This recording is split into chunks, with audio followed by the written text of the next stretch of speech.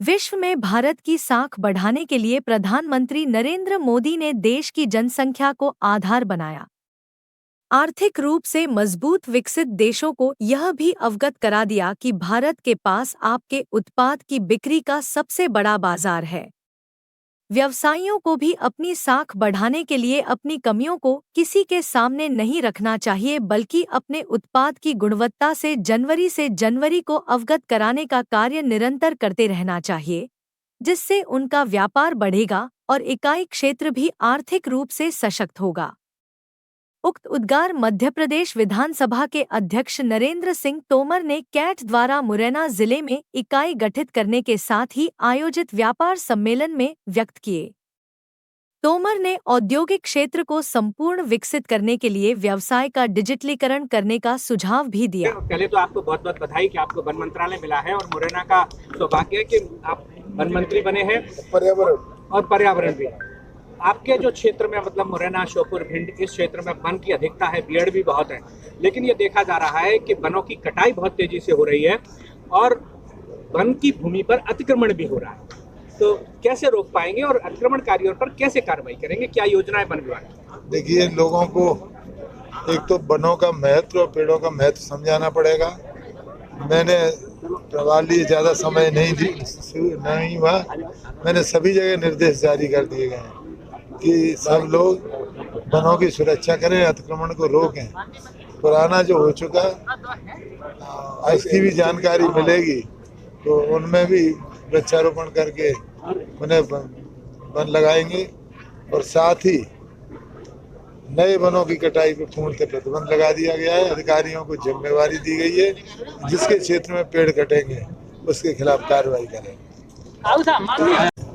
सांसद जी, आज क्या कार्यक्रम आयोजित किया गया है जिसमें कृषि एवं वन मंत्री भी शामिल हैं? कैट संस्था द्वारा रामन व्यास जी हमारे नए मंत्री बने हैं और इस जिले में पहली बार पधारे हैं, तो उनका स्वागत, सम्मान और सत्कार है। और कैट संस्था का गठन हुआ है, इसलिए कैट संस्था के पदाधिकारियों को भी सम्मानित करने का कार्यक्रम था। और दूसरे सभी लोग कैट के मिलके और व्यापारियों की समस्याओं को और इस जिले में जो प्रगति हो सके, व्यापार बढ़ सके, उसके लिए सब विचार कर रहे हैं। तो क्या नए व्यवसायिक केंद्र, औद्योगिक केंद्र और बनेंगे, व्यापारिक केंद्र आएंगे नए। आज कैट की एक मीटिंग मुरैना में थी। नई इकाई कैट की खड़ी हुई है।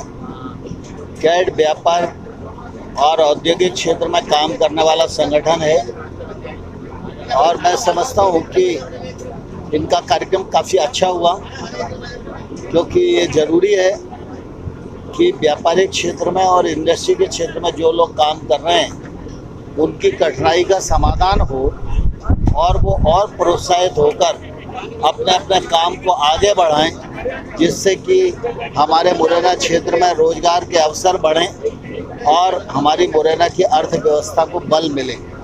तो मैं समझता हूँ कि कैट का ये कार्यक्रम बहुत अच्छा हुआ और आज मंडी में भी किसानों के लिए इस्लाम गृह की शिलान्यास होने वाला है।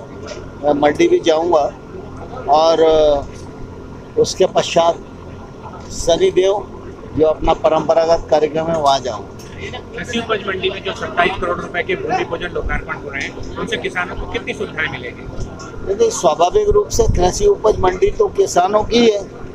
वहाँ जो सुविधा है वो किसानों के लिए है और किसी के लिए है ही नहीं। तो 27 करोड़ का काम हो या उससे ज़्यादा का हो, कम का हो, जो भी काम है वो किसानों की सुविधा के लिए। व्यापारियों को कुछ समस्याएं थी,